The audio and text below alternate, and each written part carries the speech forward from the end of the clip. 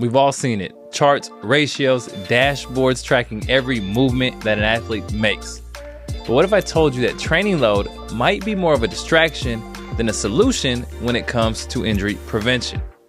And look, I've done it all. I've created the dashboards. I've given the red, the yellow, the green indicators. Everything that you've seen or heard, I've done. But in this episode, I'm going to take a step back, give you a bird's eye view, maybe a refreshing or new perspective on it and how I look at training load today. So grab yourself a cup of coffee, maybe a latte like I have, and let's discuss why training load alone won't be enough to prevent injuries. Let's explore. Today, we're diving into one of the most misunderstood tools in performance, training load. Now, training load data is everywhere. It's used to guide return to play, manage in-season workloads, and then ideally flag injury risk. But here's the thing, despite its popularity, the science behind training load and injury prevention isn't as strong as we've been led to believe, and it certainly isn't as straightforward or simple. So in this episode, I'm gonna break down what training load can do, what it can't do, and give you a new framework for thinking about injury prevention that's grounded in reality, not ratios. In this episode, we'll cover the rise of training load and the illusion of control, where popular metrics like the acute chronic workload ratio fall short, what training load is actually useful for and what it's not, and then we'll cover the bigger picture, how injuries don't happen in a vacuum and how context matters. I'll leave you with 5 key takeaways that every coach and practitioner should know. And finally, how you get your hands on the full guide that I've built around this very topic. Now, before we get into it, I want to provide just a little bit of context and let you know that I've wrote over 100 pages on this topic. My doctorate dissertation was on workload in the NBA. And so I'm very familiar with the literature and how to actually apply this in practice. So if you're a strength coach, physical therapist, athletic trainer, or sports scientist, then this one's for you. The more comprehensive guide to training load is linked below, absolutely free, so make sure you grab that after you're watching. Let's start by just defining what training load is to make sure we're all on the same page as we unpack this. And this is actually the guide, again, linked right below for you, but we'll use this just to walk through what training load is. Now, training load refers to the physical and physiological stress imposed on an athlete during training or competition. And we can break that down typically into 2 different load types. There's external load and there's internal load. External load would include objective measures like distance, weight lifted, speed, and accelerations. Oftentimes, if you see an athlete wearing a monitor on their back or maybe in a sports bra, it's typically going to be measuring external load. Then you have the internal load. This is the athlete's psychological or physiological response to training. So think heart rate, RPE, blood lactate. And those 2 can combine to give us a training load feedback loop that would oftentimes look something like this. Now, this is just conceptual, but it does give us a nice stage to work from. You have your exercise or your external load, quality, quantity, organization. This is typically what we prescribe as the coach, the physical therapist, trainer. Then you have your internal load. This is, again, how the athlete's responding. And this is going to be influenced by no shortage of elements, right? Individual characteristics, training status, psychological status, health, nutrition, genetics, and environmental factors. Those combine to create an adaptation, right? How the athlete's internal load responds to external load creates that adaptation, which gives us the training outcome. And that can circle back to the feedback loop, right?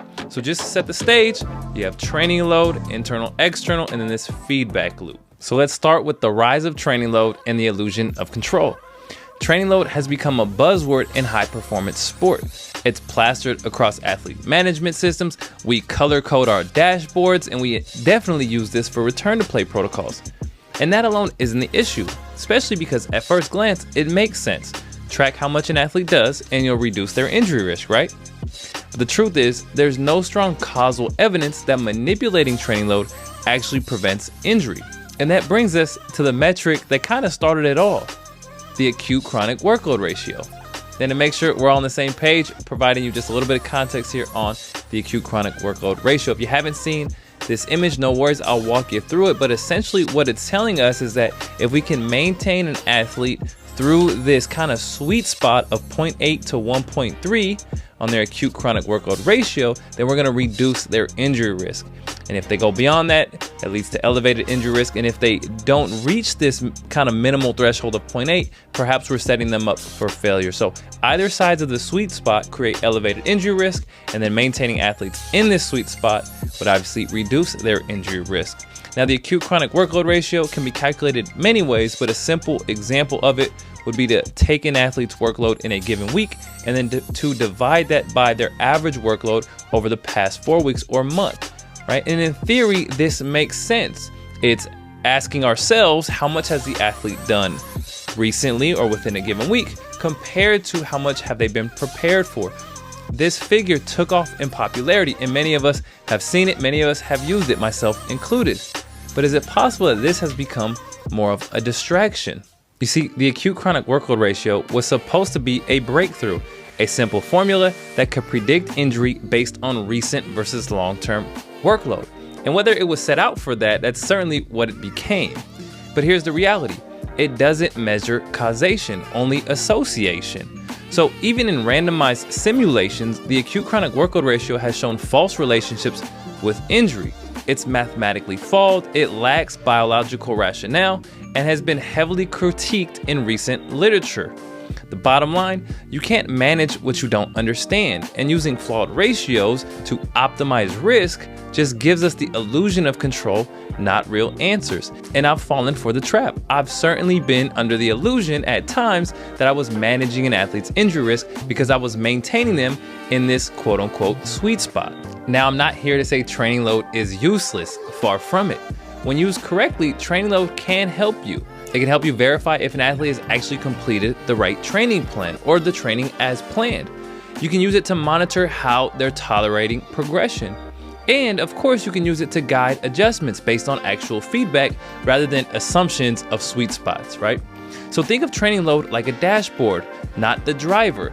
It tells you what's happening, but it can't steer the wheel. That's your job. So let's talk about how injuries don't happen in a vacuum. This is where a lot of models fall apart. There's a model called the socio-ecological model of injury, and it's a game changer. It shows that injuries are influenced not just by training variables, but by a host of other contextual variables: the athlete's beliefs, mindset, and stress levels, team culture and communication, and of course, organizational decisions like travel, schedule, and support staffs and systems. All of these create the context that injuries have to live in. So in short, injury is a system level problem. Training load is one input, but it's the entire picture we have to be concerned about.